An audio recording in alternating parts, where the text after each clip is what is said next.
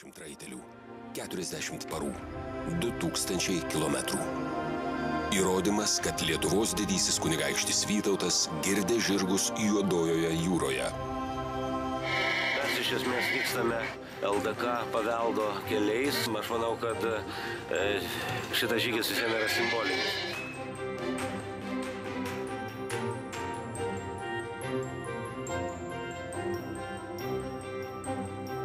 Pirmasis kelias Edmundas, mūsų maistininkas, ruošia pusryčius. 7 valandą jau visi pusryčiauja, tie, kurie nepramygo.